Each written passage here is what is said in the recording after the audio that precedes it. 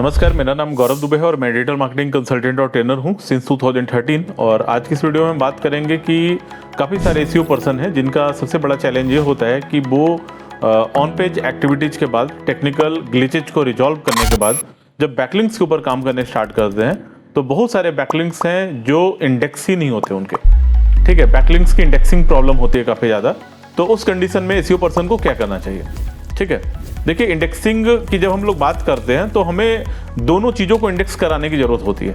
एक तो हमारा खुद का वेबसाइट का जितना भी पेज है वो पूरा का पूरा इंडेक्स होना चाहिए, और दूसरा कि जो आप अपने रैंकिंग को इम्प्रूव करने के लिए एडिशनल जो भी आप लोग बैकलिंक बनाते हैं, ठीक है, जिसको हम लोग एक्सटर्नल लिंक के नाम से भी जानते हैं और इनबाउंड लिंक के नाम से भी जानते हैं, ठीक है, वो भी इंडेक्स होना उतना ही जरूरी है जितना कि आपके पेजेज को इंडेक्स होना। ठीक है, क्योंकि अगर आपने किसी भी वेबसाइट में जाकर के अपने बारे में लिखा, अपने सर्विसेज के बारे में, फिर अपने वेबसाइट के बारे में एक्सप्लेन किया, ठीक है, अगर वहाँ कोई भी वेबसाइट का आपका लिंक है और गूगल या कोई भी सर्च इंजन उसको क्रॉल नहीं कर रहा है, उसको इंडेक्स नहीं कर रहा है, तो उसका होना ना होना दोनों सेम है। ठीक है, इससे बेहतर है कि आप बैकलिंक ही मत बनाइए। ठीक है, अगर आप कुछ ऐसे वेबसाइट्स में जाकर के बैकलिंक बना रहे हैं जहाँ पे उसकी इंडेक्सिंग नहीं हो रही है, जिस पेज की इंडेक्सिंग नहीं हो रही है, तो उससे बेहतर है कि आप बैकलिंक मत बनाइए। बहुत सारे एसईओ पर्सन जब उनका इंटरव्यू वगैरह चलता है तो मैंने जब उनसे पूछा कि आप दिन भर में अपने पर्टिकुलर इस वेबसाइट के लिए कितने बैकलिंक्स बनाते हैं, तो उनकी तरफ से रिप्लाई आता है कि सर मैंने 100 बैकलिंक बनाया, मैंने 50 बैकलिंक बनाया। ठीक है, और ये काम रेगुलर का है, हर रोज मतलब 50 बैकलिंक्स वो लोग बनाते रहते हैं। तो इसका मतलब देखा जाए तो महीने में अगर 50 बैकलिंक पर डे हो रहा है तो लगभग 1500 बैकलिंक, 1500 बैकलिंक्स एक महीने का होता है। जब मैं उनसे पूछता हूँ कि आप कैसे इवेलुएट करते हो कि कितने बैकलिंक्स जो इंडेक्स हो रहे हैं आपके और कितने बैकलिंक्स से जो इंडेक्स नहीं हो रहे हैं, तो वो बताते हैं कि सर हम लोग या तो फिर सिमरस में जाकर के या फिर कोई भी पेड टूल्स में जाकर के चेक करते हैं कितने सारे बैकलिंक्स जो कि इंडेक्स हो गए। ठीक है, मैंने कहा कि आप मैनुअली भी अगर चेक करोगे तो वहां से भी आपको पता चल सकता है कि आपका बैकलिंक इंडेक्स हुआ है नहीं, या फिर आप अपने सर्च कंसोल से भी जाकर के पता कर सकते हो जो आपको शो करता है कि आपका बैकलिंक इंडेक्स हुआ है नहीं हुआ है। आप सर्च कंसोल में लिंक वाले सेक्शन में जब जाते हैं तो वहां से आपको साफ साफ दिखता है कि आपके पर्टिकुलर इस वेबसाइट के लिए, इस प्रॉपर्टी के लिए कितने एक्सटर्नल लिंक्स हैं। तो एक्सटर्नल लिंक्स वही है जो आपके बैकलिंक्स होते हैं। ठीक है, हम लोग अब आते हैं मुद्दे के ऊपर कि आपका जो बैकलिंक्स है जिस वेबसाइट में आपने बनाया है वो इंडेक्स क्यों नहीं हो रहा है।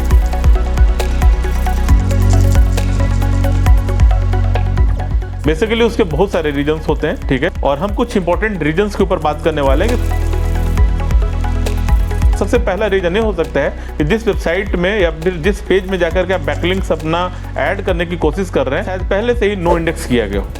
ठीक है, अगर किसी वेबसाइट में आप जाकर के ऐसे बैकलिंक्स बना रहे हैं जो वेबसाइट का पेज नो इंडेक्स है, तो जाहिर सी बात है कि क्रॉलर वहां तक पहुंच ही नहीं पा रहा है कि वो आपके बैकलिंक्स को भी इंडेक्स करके रखेगा।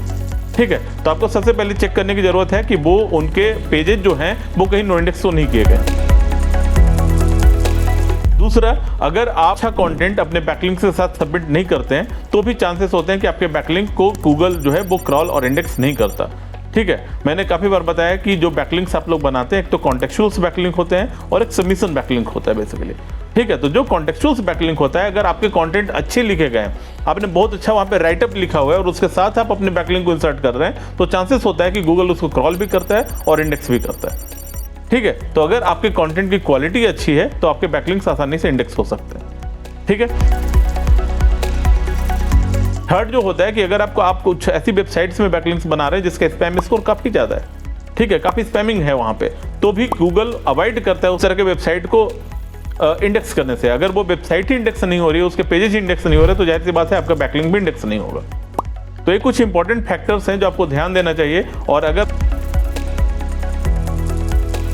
नहीं हो रहा है आपका इंडेक्सिंग तो उसके लिए क्या एक तरीका है जिसके कारण आपके बैकलिंक्स ज़्यादा इंडेक्स हो, वो मैं आपको बताने वाला हूँ।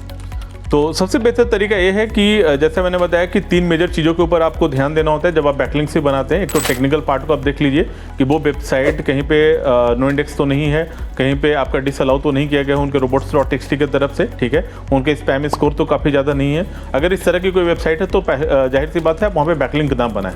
ठीक है, मतलब आपको एफर्ट ही ऐसे वेबसाइट में करना है जहाँ के बैकलिंक्स इंडेक्स हो सके आसानी से। आपको ऐसे जगह एफर्ट नहीं लगाना है, ऐसे जगह आपको मेहनत ही नहीं करना है जो बैकलिंक्स इंडेक्स ही नहीं हो सकते कभी। ठीक है, तो आपको पहले ही चेक कर लेना कि वो हम वेबसाइट हमारे बैकलिंक्स के लिए एलिजिबल है या नहीं है, वहाँ पे बैकलिंक हम बना रहे हैं वो हमें मिलेगा भी या नहीं मिलेगा। ठीक है, जब आपको पहले ही पता है कि मेहनत करने के बाद भी चीज़ नहीं मिलने वाली तो आपको फिर मेहनत करने से फायदा नहीं है। ठीक है, ये ऐसा चीज़ है। सेकेंडरी थिंग कि जो कंटेंट है ठीक है, वो काफ़ी अप्रोप्रिएट होना चाहिए, अच्छा होना चाहिए। आप जो भी बैकलिंक बनाएं आप अपने आप को एश्योर कर लें कि बैकलिंक आपका अच्छा होना चाहिए। मैं 13 की बात बता रहा हूं, जब 2013 के आसपास हम लोग बैकलिंक बनाते थे तो दिन भर में 400-500 बैकलिंक बना लेते थे। वहां पर क्या होता था कि एक टाइटल हमने बनाया, एक मेटा डिस्क्रिप्शन बनाया और उसी को जाकर के हम लोग मल्टीपल साइट्स में पब्लिश करते रहते थे और मैक्सिमम लिंक सबमिशन वाले उस समय बैकलिंक्स बनते थे। और उस समय गूगल इन चीज़ों को रिस्ट्रिक्ट भी नहीं करता था कि आप इस तरह के बैकलिंक मत बनाओ। लेकिन अभी के टाइम में कॉन्टेक्चुअल बैकलिंक हैं जो कि काफ़ी हेल्पफुल होते हैं आपकी रैंकिंग के लिए, आपके रैंकिंग को इंप्रूव करने के लिए। तो आप जितना भी कंटेंट बनाते हैं वो काफ़ी अच्छा बनाएं।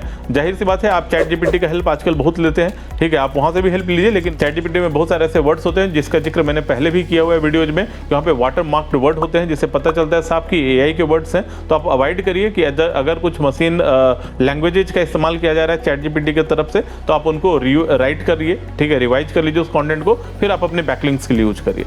तो यही कुछ तरीके हैं जिसको यूज करके आप अपने बैकलिंक्स की इंडेक्सिंग को हायर कर सकते हैं। ठीक है, कि अगर आप महीने में 1000 बैकलिंक बना रहे हैं तो उसमें से 600, 700, 800 तक बैकलिंक्स आपके इंडेक्स आसानी से हो सकते हैं। तब जाकर के आपकी वेबसाइट को इंप्रूवमेंट मिलेगा, रैंकिंग में भी, ट्रैफिक में भी। अदरवाइज आप होता है अंधेरे में बस आप गुस्सा चलाते हैं, किसको लगेगा क्या लगेगा वो आपको पता ही नहीं है। ठीक है, तो अंधेरे में आप हाथ पैर मारना बंद कर दीजिए। ठीक है, आप पहले जांच लीजिए, परख लीजिए, उसके बाद जाकर के उस वेबसाइट में बैकलिंक बनाइए। ठीक है, अदरवाइज आप जितना भी बैकलिंक बना रहे हैं वो कोई काम का नहीं है, आपका टाइम भी वेस्ट हो रहा है, मनी भी वेस्ट हो रहा है, ठीक है, और आपके एफर्ट्स भी वेस्ट हो रहा है। ठीक है, तो इन चीज़ों को ध्यान में रखते हुए आपको आगे से बैकलिंक बनाना है सो दैट कि वो आसानी से इंडेक्स हो सके। ठीक है, इसी से रिलेटेड चीज़ों के बारे में मैं अपने नेक्स्ट वीडियो में भी आपको गाइड करूंगा कि कैसे आपको बैकलिंक्स के ऊपर वर्क करना चाहिए। Thank you so much for watching this video.